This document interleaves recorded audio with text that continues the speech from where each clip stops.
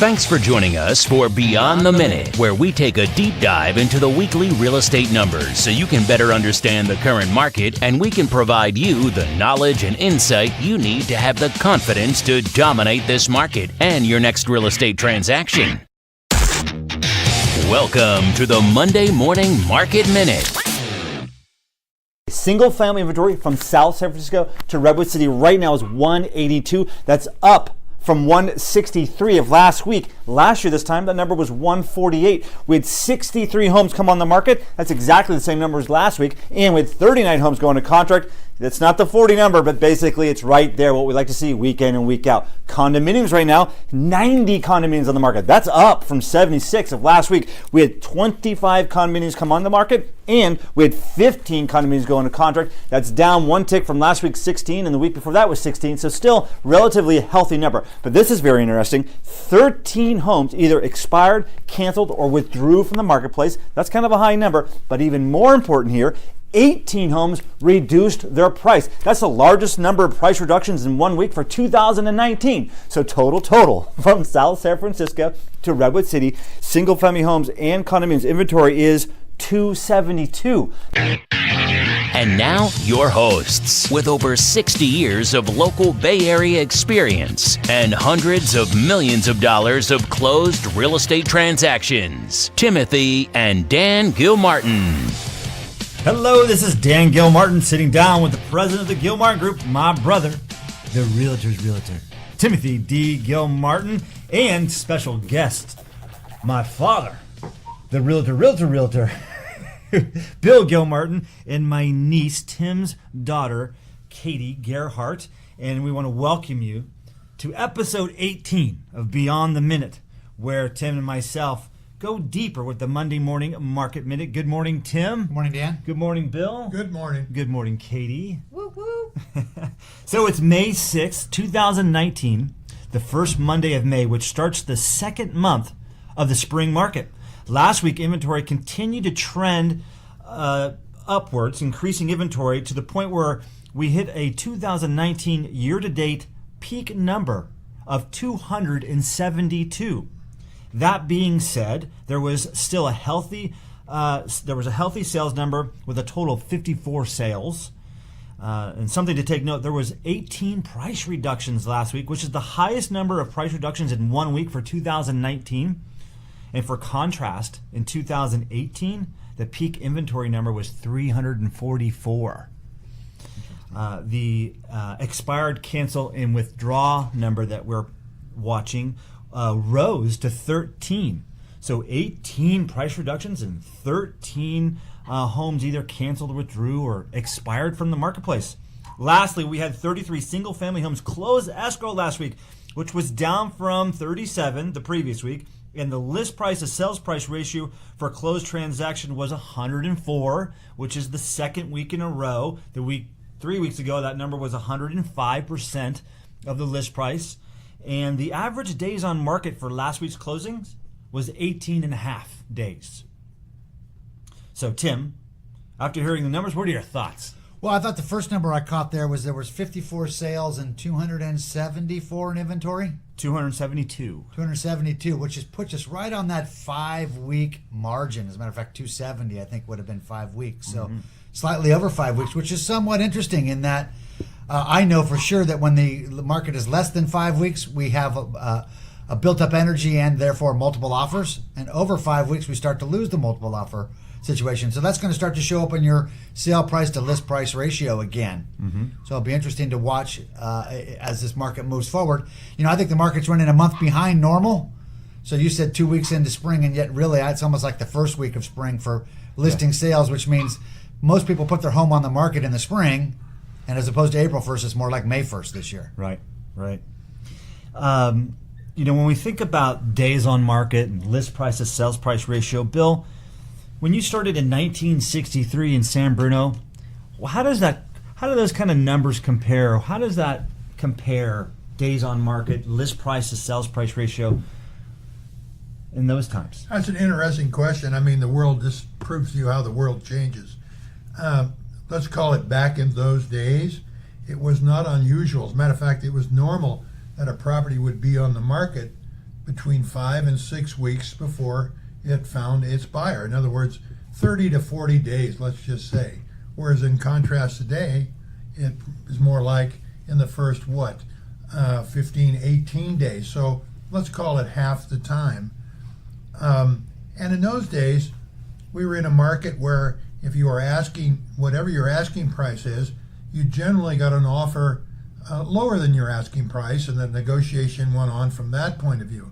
In today's world, you get an offer, it will generally be over the asking price, and there'll generally be more than one offer on the property. So it's like night and day. 1963 to 2019 is like just a whole new world. And or a lifetime. And a lifetime.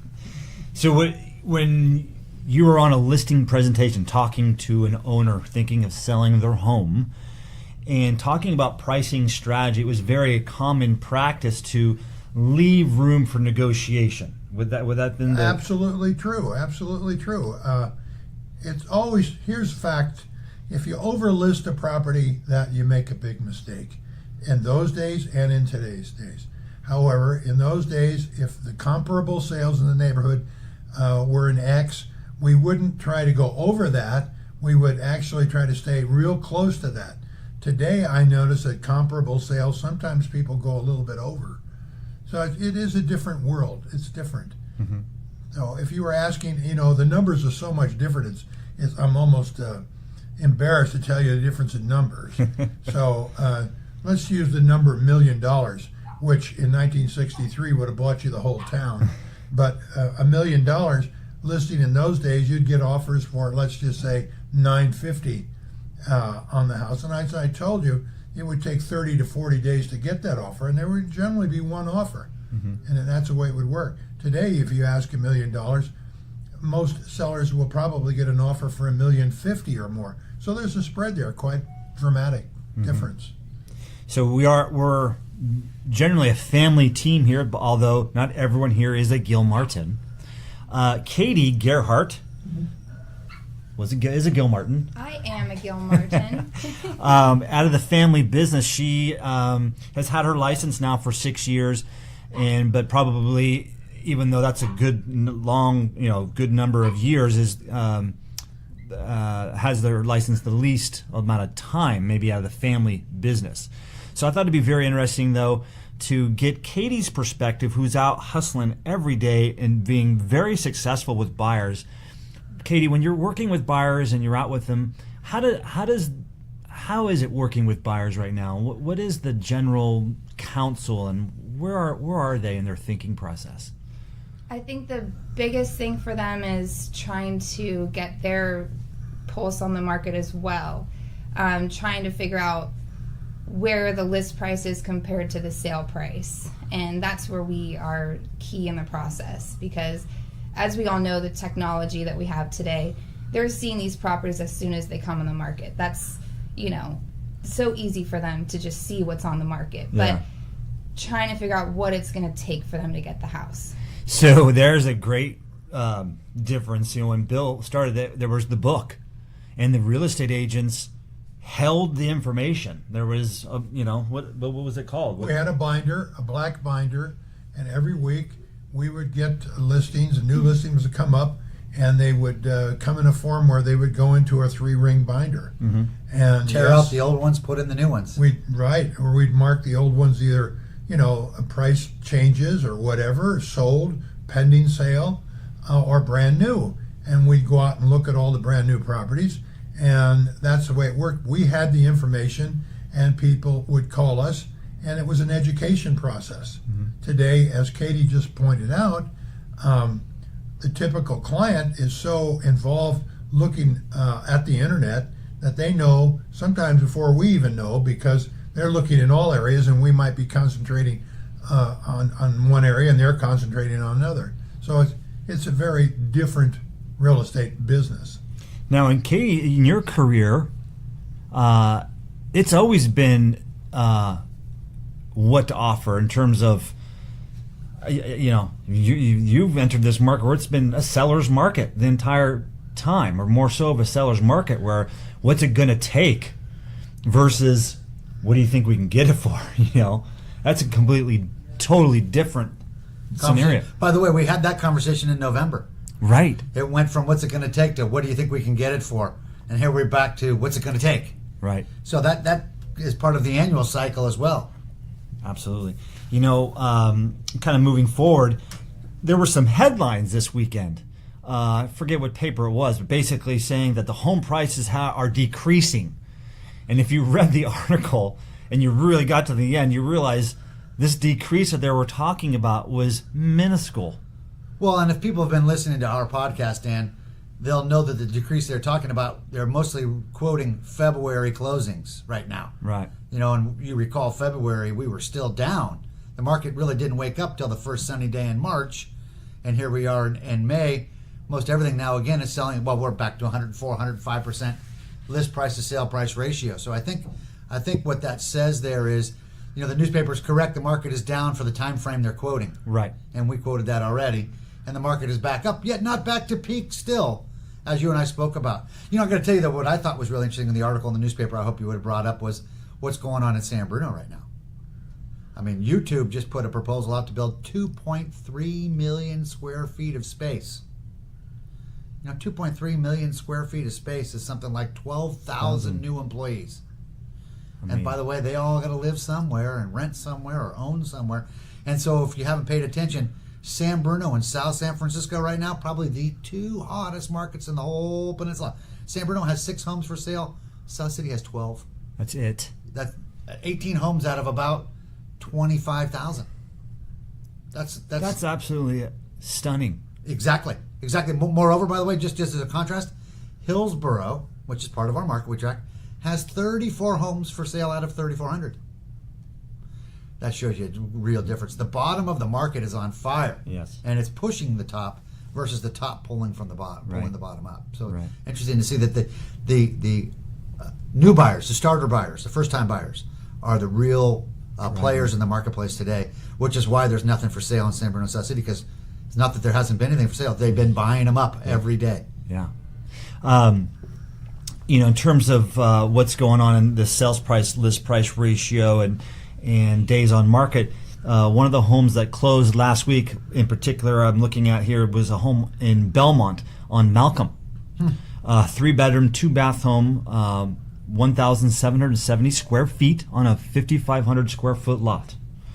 Came on the market for $1,450,000 and closed last week for $1,750,000. By the way, that's more than 104%, Dan. Right? In case you didn't have that calculation, that's more like 120%. Right. And I think that you're going to start to see those types of numbers show up in the list price to sale price ratio, which really, list price sale price ratio is just a function of whether we're marketing our properties right or not, right? It really doesn't tell a lot about it other than the energy in the marketplace at the moment. But we coach our sellers, as Bill was talking about back in 1963, you coach your sellers to price at value. I remember my pricing strategy was between 2 and 5% above value, always trying to shoot for 3.5%. Was it back in the early 1980s how we used to price them? Now we have to price them at below value, because I price at value, everybody thinks I want more, which means they won't buy it. So I got to stay 3 to 5% below price to get the marketing that I need. So we should have 104, 105% list price sale price ratio based on their just market strategy of the moment. Right. And we have these different segments of the market. So when you compare a home like in Belmont, compare that or what's going on in San Bruno, then why were we at 104? Well, the rest of the data, the homes in Hillsboro, right? They weren't at 104%. No, they are often selling at equal to or less than, right? Right. Which is why there's so much of an inventory available. Exactly. So very, very, very interesting. In terms of the economy, on fire, Dan. I was in my class last week. As a matter of fact, we talked about the Highway 92 Delaware corridor. Where Kmart used to be. 599 units are being built there. We did a mathematical problem on that. If you figure that the average tenant in the area, average household in San Mateo makes $100,000, 599 $100,000 bills moving in, I think that's $60 million a year in revenue, wow, which gets spent at least 10 times, or $600 million of purchasing power. You know what's interesting? Kitty corner from that site, they just proposed 935 more units. Yeah. 93,500,000 more a year in annual revenue.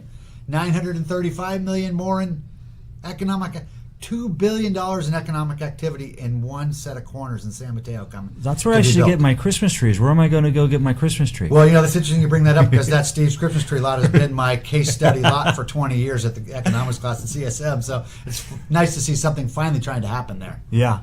And we noticed, kind of wrapping things up here, but the foot traffic at our open house has picked back up. Absolutely. So buyers are out, inventories up compared to last year, and yet homes are selling when put on the market and done right. They're selling right away.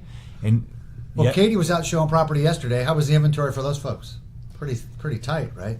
Yes, there wasn't so much in their particular parameters of what they're looking for, but interestingly, a few months ago there was quite a few opportunities for them, but the timing of when they're ready to what's available right now, the inventory went down. So yeah, and they're a little frustrated. In the next couple of months it'll pick back up and we'll have some more to show them because sure they're ready. The reality is therefore that even though inventory is up a bit, inventory is still very tight in the pockets that most of our buyers want to buy in. Right.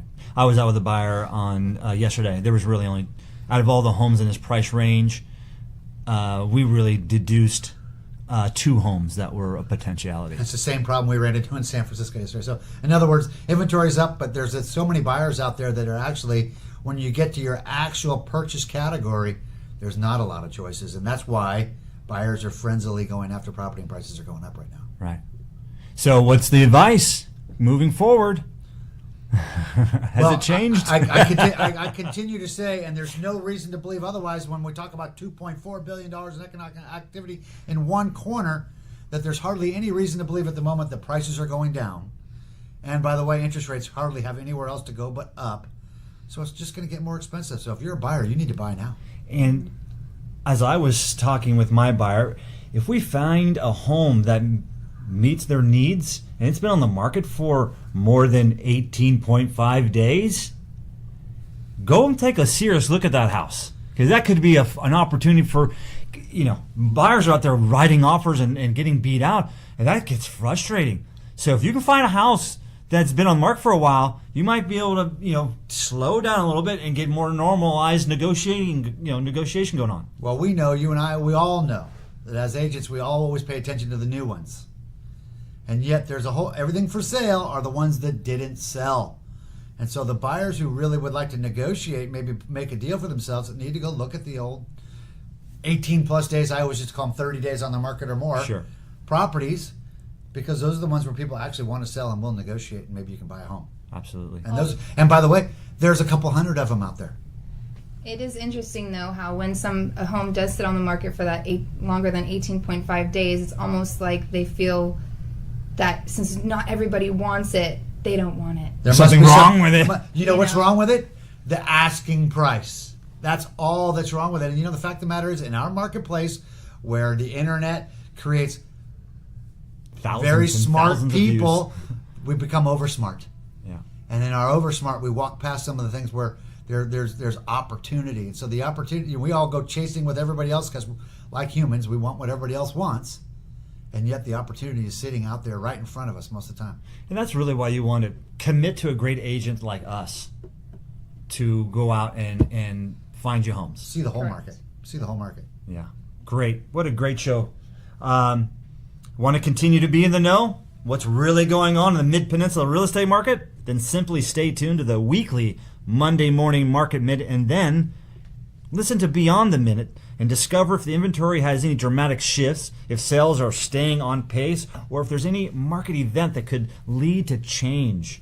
Again, we want to thank you for listening, and if you have any questions, continue to reach out to Tim or myself, and keep going to our website. That's thegilmartins.com, or email Tim at tim@thegilmartins.com, and myself is dan@thegilmartins.com. Plus, when you decide to subscribe to the show on iTunes, Google Play Store, Stitcher, Spotify, or Pandora, you can feel comfortable that you won't miss out on the newest episode. Also, it'd be great if you can leave us a 5-star review, which makes a big difference in spreading the word and letting people know this type of information, what's really going on with the Mid-Peninsula real estate market. Have a great day, and we'll look forward to speaking with you guys next week. Thank you, Tim. Thanks, Dan. Thank you, Bill. You're welcome. Thank you, Katie. Woo-hoo. All right. We'll talk to you next week.